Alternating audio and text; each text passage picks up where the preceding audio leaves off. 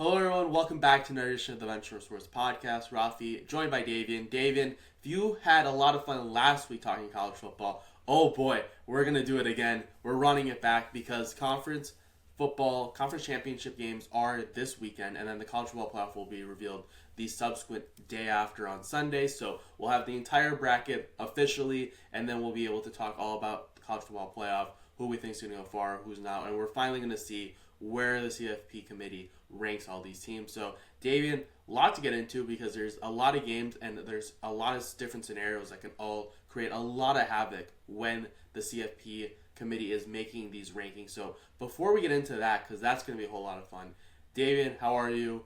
Patriots still rolling, destroyed the Giants. Davian, if I see Ramondre Stevenson get a higher workload and a higher snap count than my boy Travion Henderson again, I'm going to lose my mind. Raffi has become the what is wrong with my brain? Henderson fan because he has him on fantasy and I have him on fantasy too. Yes. But the thing is, I already won my fantasy leagues and my opponent and one of my other leagues had him. So I was honestly hoping that they just completely benched his ass and just completely just played Ramondre Stevenson, which is basically what they did. Any case though, Raffi, I'm doing great. I mean, Patriots are on a roll. Rangers still struggling. But it's all good because the Knicks are playing well. Brunson's back as well. So good things. My soccer team, NYCFC and the MLS, sadly lost to the frauds that is Inter Miami, but it's okay because nobody cares about the MLS except for me and probably the other Messi lovers in the U.S. But in any case, Raffi, how have you been? We're doing well. Blackhawks actually play the Rangers shortly, so that'll be a fun game to keep tabs on. Blackhawks, although before we get to that point, are playing 2 games in LA, which is awful because both those games are 9 o'clock Central start times. That's past. In my youthful age have a little bit of more. I'm more unk when it comes to staying up late. It's gonna be a tough 2 nights watching the LA Kings, and I know what people are gonna say. I get it all the time. Well, Raffi, just don't watch the games. In which I'd argue with, the games do a great job of keeping me sane, and even if I didn't watch the Blackhawks, I'd still be a sane person. But the Blackhawks are my happiness. When they completely poop the bed, which they have been for a lot of the past couple of weeks. They've really fallen back down to earth. Oh, they came back down 3-0 to beat the Ducks on Saturday or Sunday, so that was really good. It was Sunday actually, but yeah, I will be toughing it out, and it is what it is. F it, we ball, so that'll be fun. But let's focus right now on college football. There's plenty of other times to talk about hockey, and I'm sure to make some videos at some point talking about the NHL, so we'll have plenty of time to do that.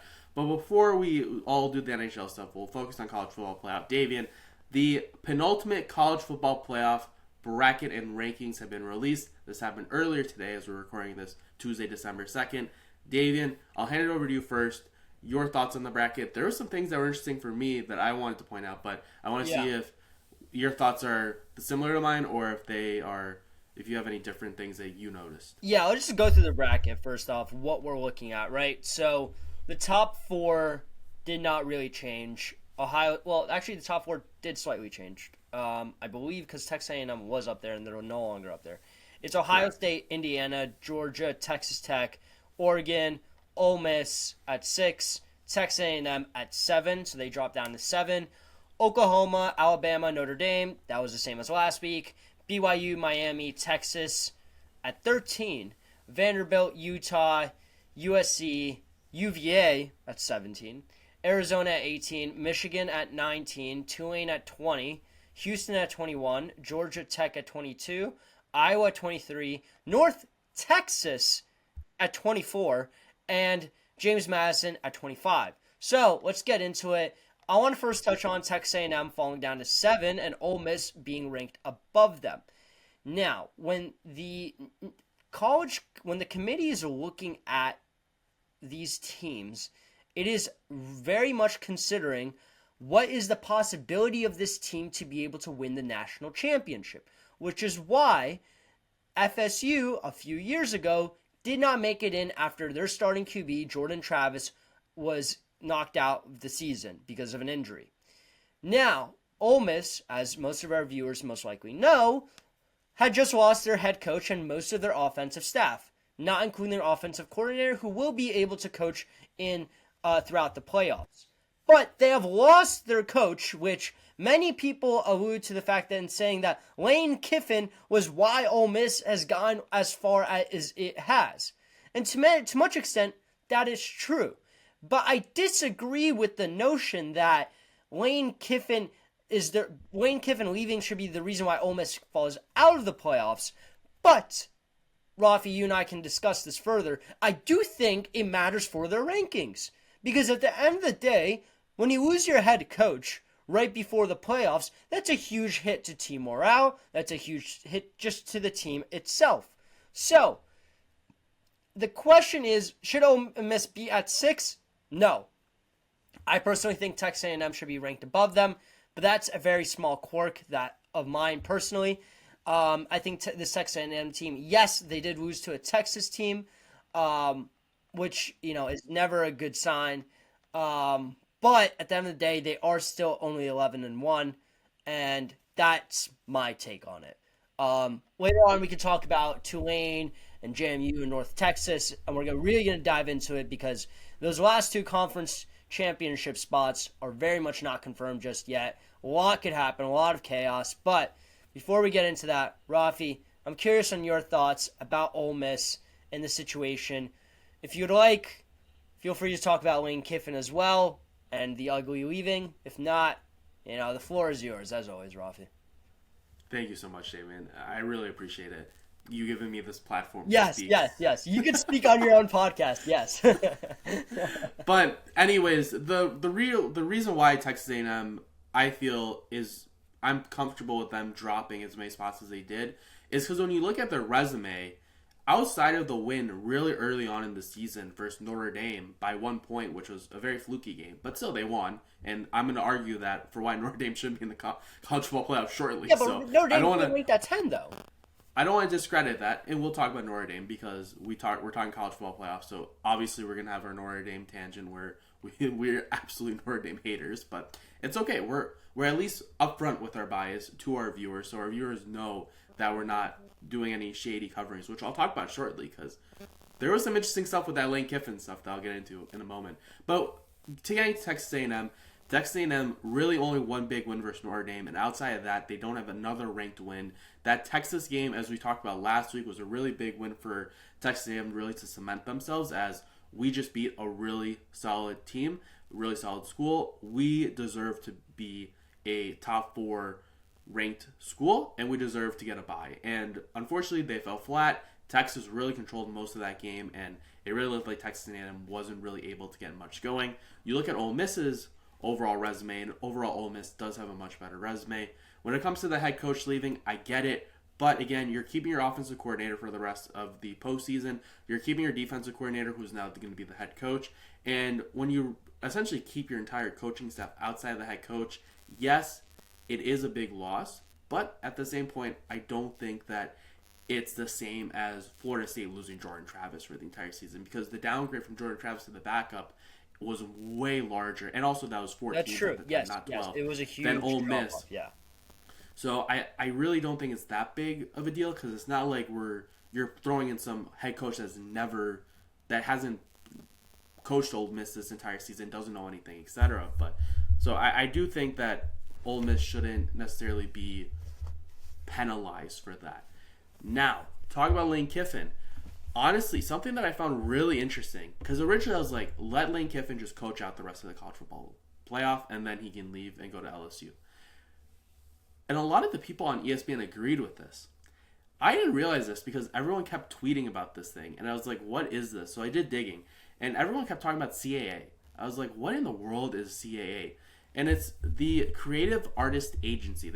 It's an agency. They have a bunch of celebrities, a bunch of people who are on TV, etc. And the guy who's in charge of it is Jimmy Sexton. And he... essentially, like, what I was getting at was using the guys who he represents on ESPN, who he also represents Lane Kiffin, all the people on ESPN were saying, well, they should let Lane Kiffin finish out the year. It would be a disservice, blah, blah, blah. Speaking on behalf of Lane Kiffin, advocating for him, while Jimmy Sexton represents Lane Kiffin. So I found that to be very interesting and very sketchy how you see this guy, Jimmy Sexton, kind of controlling the narrative that's coming out of a lot of these people on College Game Day on ESPN to make it look more like, well, Lane Kiffin isn't the problem here. It's Ole Miss who's really the devil here. They're really on the wrong side of things.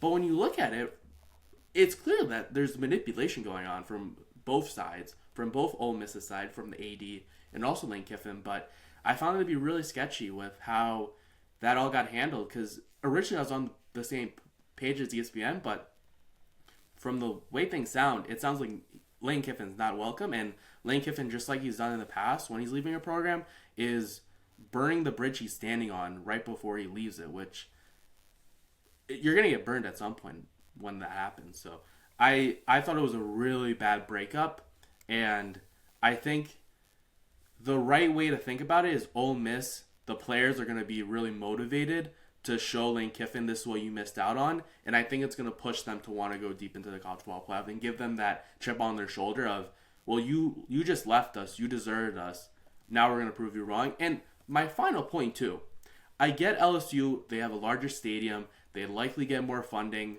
but you're leaving. You can't say, oh, LSU is giving me a great chance to win the college football national championship when you're currently coaching an 11-1 program that's in the college football playoff that's going to be a top 6 seed hosting a home playoff game. That makes no sense to me. How you're saying, oh yeah, this program is better than the other one. Well, one of them is in the gutter and the other one is 11-1. So I know it's a lot of money. He's getting paid $90 million over 7 years, so money talks, but there's a lot that I just gave to you, Davian. I don't know what you want to specifically discuss, but it was very ugly.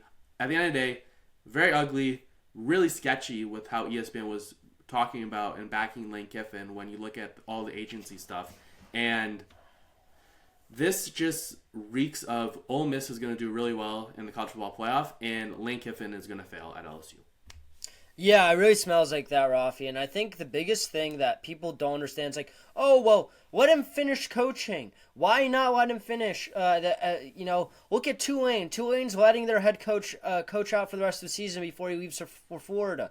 Because what people don't understand is that LSU is one of Ole Miss's biggest rivals. Why would you let your rival coach stick around with your team for an extra, at least, few weeks? To possibly have him just poach away your players and get them to transfer to LSU. We've already seen today there was an Ole Miss commit who decided to switch over to LSU because at the end of the day, players are going for the program. The program is defined by the head coach. So why would you let Lane Kiffin stay after he did you so dirty? And what would make you think that he's not going to continue to screw you over and over again? I agree with the whole ESPN thing. I did not even know about this, but I truly do believe it's sketch, the way that some of the reporting has been saying like, oh, well, let him coach, let him finish. No, you don't. It's his fault. It is. We can talk all we want about the calendar, and the calendar is certainly a problem. But first off, I'll say, and this is me as someone who, not to prop myself up, I got an engineering degree, etc. Like, I was very school focused. For these students, I get them for the most part, they care about football more than school. But at the end of the day, you have to follow the academic calendar. Signing days, when it is right now, because of this is like when high school is getting done, when the college semester is about to end. And then you need to get everything finalized before mid-January, MLK Day, because that's when the next semester starts. If you're going to transfer, if you're going to enter the transfer portal, you need to be ready to go for the next semester. You need to, it's a very tight schedule. It is. You need to follow the academic schedule. Yes. So at the end of the day, there's really two solutions here. One, you play less games during the year, so you end the college football season earlier, so you get more time for the transfer portal, so then there's less of this ugly stuff that can potentially happen. Or the second option is you move it up early, and you move it up earlier where you start in maybe earlier August, mid-August, and then you end the season a little earlier too. I think the college football playoff, it is what it is. It's hard to really push that too far up because, again, you don't want to compete too much with the NFL. But unless there's something I'm forgetting, Davian, I think those are probably the two best routes to prevent this from happening again. Rafi, you can't change the academic calendar for football. It's just not going to happen. You can't. But also, Rafi, one thing you need to think about, though, is you push it earlier, right? Their students won't be back on campus by then in a lot of schools. And I don't see students just flocking back to school early unless these academic calendars start earlier now, too. There's a lot of moving parts here. I think one thing it will really go down to the transfer portal and allowing students to start later in some ways, because at the end of the day, at least I know at my school, I'm sure your school had it too, Rafi, is the add drop schedule for your academic calendar is at least, I think, 2 or 3 weeks after the start of the semester. So if you have it like that, and the transfer portal gets kind of extended or pushed back a bit, you can make these you can allow these athletes these potential exceptions, which is that fair? Is that academically fair? No, not really. But allowing a student to transfer mid-semester, mid-school year is also really not that fair either, per se. So a lot of moving parts to it, Rafi. I think this is a discussion that we'll definitely be having in the offseason after the college football playoffs are over. But these college football playoffs, Rafi, are shaping up to be a lot of fun, because there's a lot of chaos that could happen. But it all starts off with Duke beating UVA. And I'm going to be honest, Rafi, I just don't really see that happening.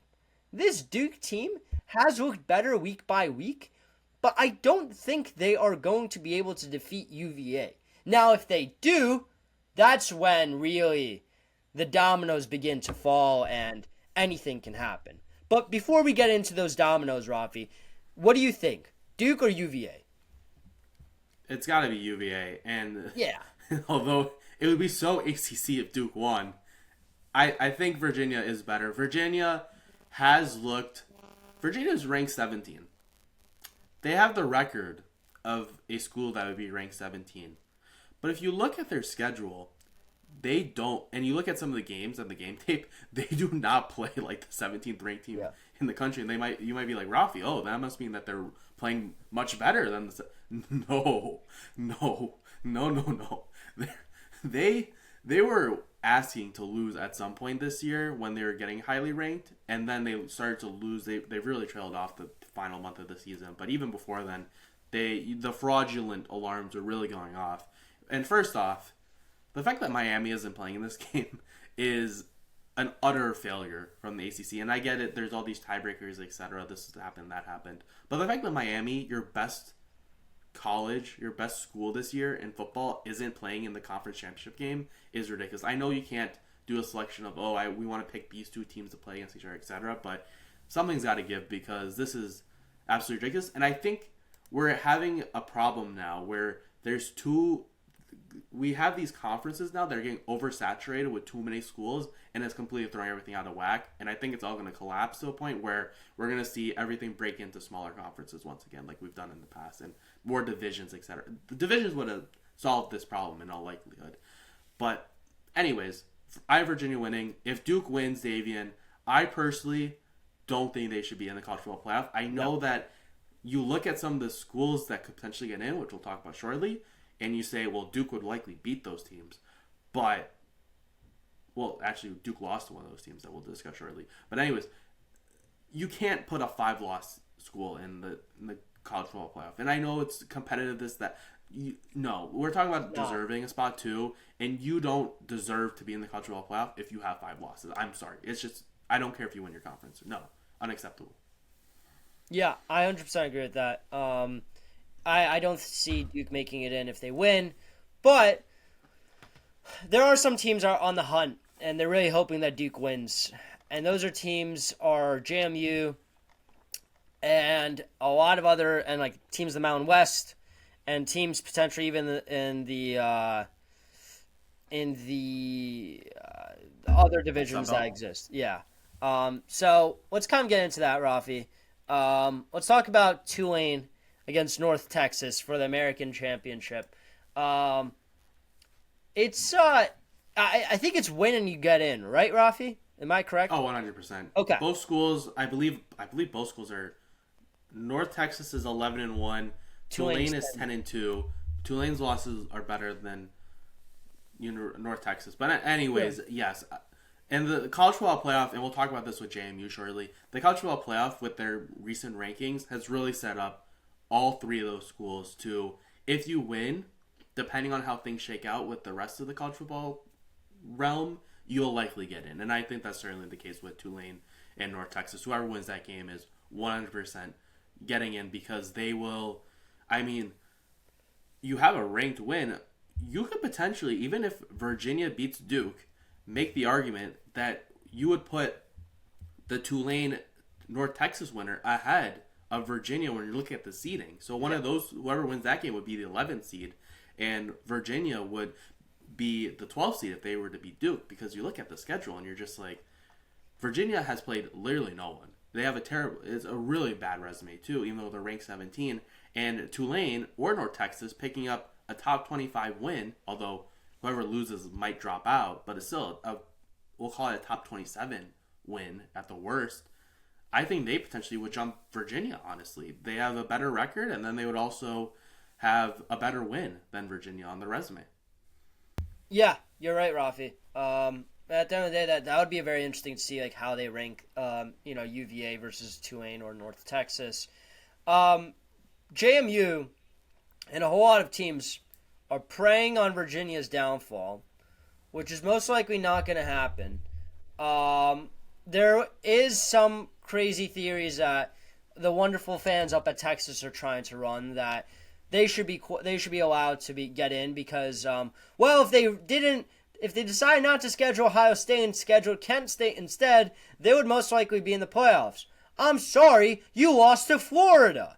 Okay? End of discussion. You lose to Florida, that's it. There is no further, what if, no. That's it. Okay? If you are 10-2, fine, we can have this discussion. But you're not. You have 3 losses, and it's because you lost to Florida. You had a job to do, and you failed. So Steve Sarkisian, shut up. You're done, all right? Get back. Archie's playing better. You should be happy about that. Make sure over the offseason he's getting good training. He has a lot of family members that can help him do that. Make sure he goes through the programs right, and you're not losing to Florida next year. Sorry, I just need to say that. I just want to apologize to our viewers for listening with headphones.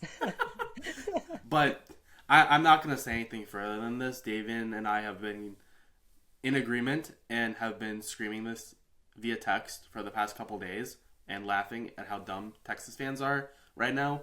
Because, again, no one's talking about the Ohio State loss. That's perfectly fine. It's the Florida loss that looks really bad. But Florida beat Florida State, who beat Alabama. No, you lost 3 games. I'm sorry. So We'll leave it at that. I don't want to talk anymore about it because it's you summed it up perfectly, both of our thoughts perfectly, and there's no reason for me to add on. I will say, before we put a bow, you did mention JMU. I think if Duke wins, JMU is next in line to step in 100%. For that second conference champion spot. And if JMU loses, I'm not going to think about that. I don't want to think about it. Raffi. Kennesaw State with 3 losses, Troy with 4 losses, and a win versus a ranked JMU. I guess. It's possible, though. Can we be seeing teams that nobody has ever watched on national television end up in the playoffs?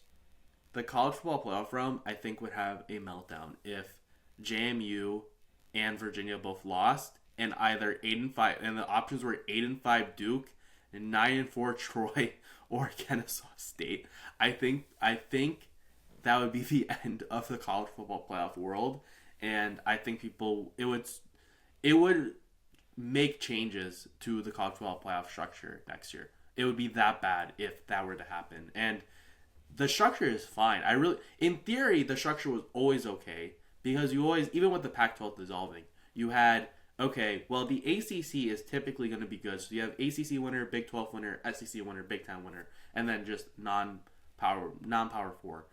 And then this doomsday scenario is occurring right now because the ACC is the ACC, and oh boy, Raffi, what happens? Wait, Raffi. Yeah. We do need to discuss this, and we'll talk about it more, I guess, next week, as we're probably going to be, for the viewers, we did it last year. We're going to try to do it again. Live stream on TikTok, as the bracket is announced.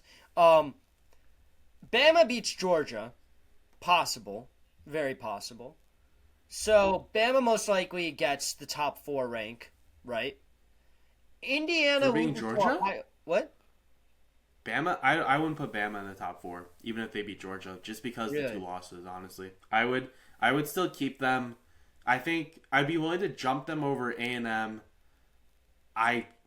That's a large jump for them to go from 9 all the way up to 4. I don't think Indiana. If you're talking about Indiana, Ohio State, I don't think either of them drops lower than 3 after losing. If Georgia, because then you have both, whoever loses that game is a 1-loss school. They both have good wins and overall solid resume, both schools. I think really that game is just determining who is in the 1 spot unless Georgia beats Alabama. I think Georgia beating Alabama is the only way that the loser of the Big Ten Championship drops at all. And even then, I can't imagine they're going to drop any further than 3 just because if Georgia wins, I can understand with their resume, but no one else's resume really stacks up as well as Indiana or Ohio State, even with one of them losing. And Georgia and Alabama winning, they do have a really good resume. Outside, the big hindrance for me is that Florida State lost early that they took in the season on opening weekend.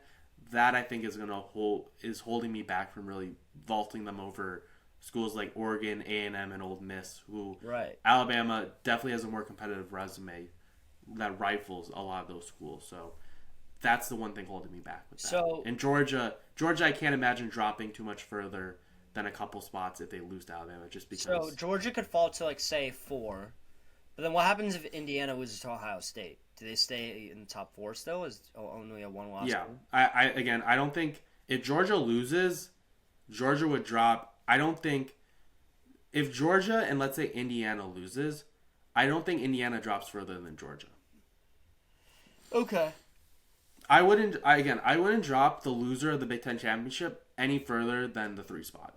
I think both schools have overall great resumes, and losing to what will be the number 1 school in the country, program in the country, I don't think that's worthy of you dropping a bunch of spots. If this is Texas A&M, then I could see them fall a little bit, because if they were undefeated and they lost, because then you don't really have that great of a resume. You have that 1 win versus Texas.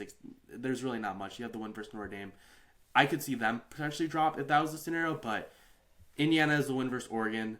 Ohio State has the win versus Michigan and the win versus Texas. I can't see the loser dropping any further than 3. I'd be very surprised if the loser of that game didn't get a bye. I'd be very surprised. Yeah, that's totally fair. Makes a lot of sense. Because the real doomsday, I guess, would be if Georgia and Texas Tech both win. Yeah. Because then you can make the argument of... But even then, if both those schools win, I would drop the loser of the Big Ten Championship game than the 4. That's the furthest. I think both schools, as long as one of them doesn't get absolutely blown out and curb stomped, I think both schools get a bye regardless. I think the interesting scenario, though, that we can get into is if BYU beats Texas Tech. Because right now, as things stand, and I was actually really surprised by this, because we have discussed before, as we always do, how the College Football Playoff and the AP poll love Notre Dame, and everyone loves Notre Dame, and oh my gosh, it's Notre Dame, what a historic program, blah, blah, blah.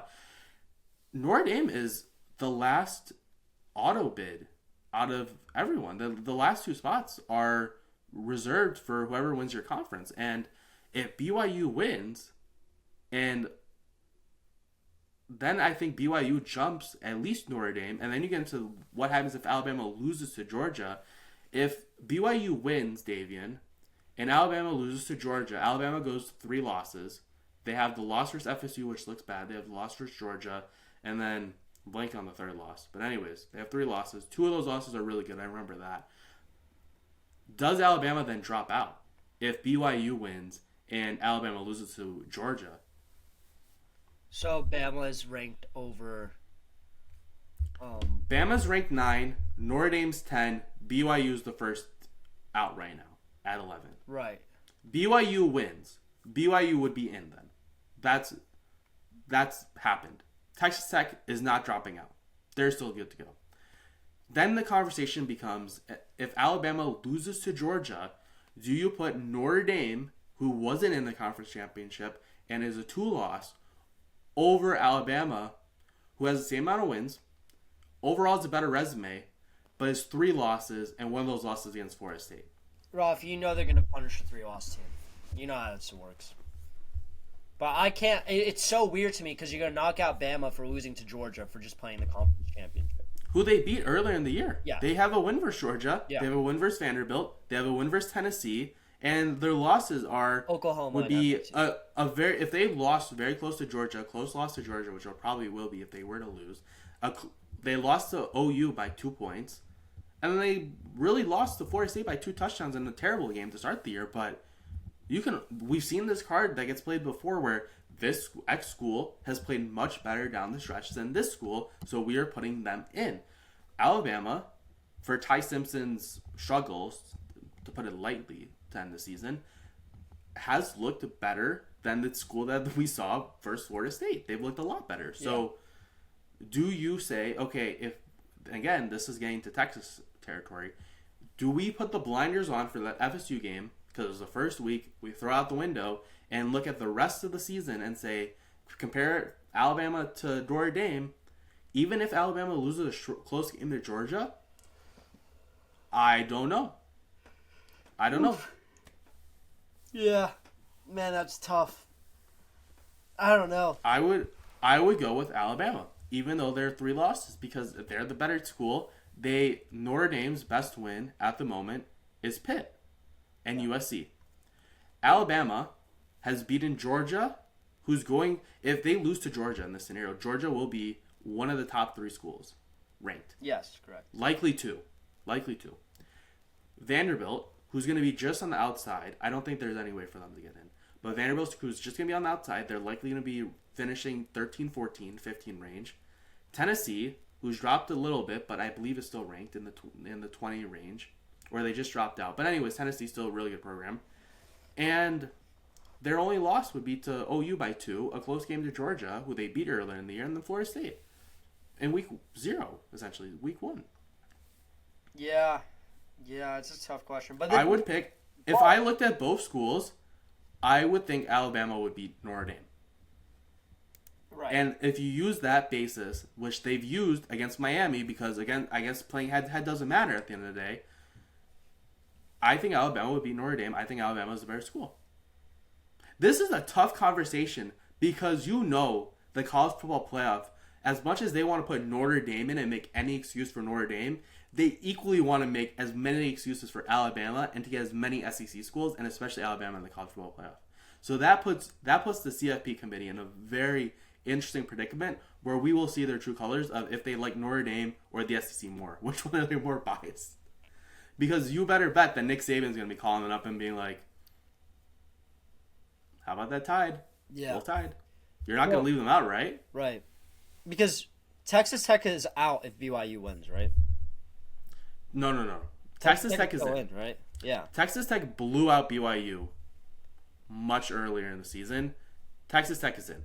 There's no doubt about it. They have a really good resume. Right. There's a reason why they're the 4th ranked school in the country. And if Texas Tech losing to BYU drops them out, it means that BYU beat them by 30 at least. Maybe like 60 is how many points that BYU would need to beat Texas Tech to even have the conversation of them missing out on the college football playoff. Right. Because that's a 1 loss going to a 2 loss for losing in your conference championship, and then also just I will not hear out anyone saying Texas Tech is not solidified their spot in the college football playoff. And then set maybe not a bye. They won't get a bye if they lose to BYU, but there's no way that they drop out. There's no way. And then hypothetically in this world, Raffi, you're saying that BYU would take over Notre Dame's spot potentially.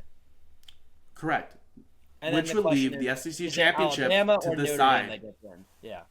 Correct. Cool. The SEC championship would decide, because if Alabama wins, Notre Dame is out. Right. By the rankings. You're not dropping out anyone else. Yeah. No one else is dropping out. No, clearly. Because the Big Ten winner is not dropping out. The Big 12 the Big 10 and Big 12 losers are not dropping out. So, right. Alabama, if they beat Georgia, we can talk all about the seeding, but Alabama would jump at least as already ranked ahead of Notre Dame, so they're in for sure. But I think the thing that gets really interesting is BYU wins, they jump in, they're for sure in because they won the Big 12, and then it's Alabama loses, and you really just have Alabama versus Notre Dame, and you can also have a talk about Miami as you're determining the final spot, who gets in. There's 3 schools, for sure 2 frontrunners, and then there's Miami, who should be highly considered because they beat Notre Dame head-to-head. Oh my gosh. I wish there was a way to determine who was better than the other. Oh, wait. What if they played against each other? We just use that to determine who should be ranked. I'm done. Yeah. I've done this too many times. We played these games before, Davian. We really have, yeah. Any final thoughts before we close? No, Raffi, you got me a bit confused at the end. Which makes sense. It all makes sense, but just college football chaos. I mean, it sends you. It gets you thinking. And Davian, it's all you have to think about this week because the semester for Cornell is not going to end anytime soon. You got plenty of weeks to go. I definitely don't have finals starting like next week. No, what are you talking about? No. So this is definitely a priority, and I'm sure I'm gonna have nightmares about this tonight. You know that Notre Dame gets in over Alabama somehow. In a world where BYU wins, yeah. Yes. So we'll see what winds up happening. This all could be for naught if BYU loses the 11 a.m. game on Saturday. But if they win, there's going to be a couple hours where people are going to be debating random scenarios that might not happen. So we'll see what winds up happening. But that'll do it for this edition of the Benchwarmer Sports Podcast. We hope you enjoyed this rambling college football playoff edition. And if you think this podcast was enjoyable and made a whole lot of no sense and complete tangent based, just wait for next week when the college football playoff bracket is officially revealed, because you better bet your bottom dollar that there's going to be a lot more side conversations, side tracking, and rants that will be happening. So stay tuned. Be sure to like this video, subscribe to the channel as always. And for Dave and I'm Raffi, we hope you enjoyed and have a good one. We'll see what ends up happening, but as always, enjoy the conference championship games. They should be really fun. Bye. Peace.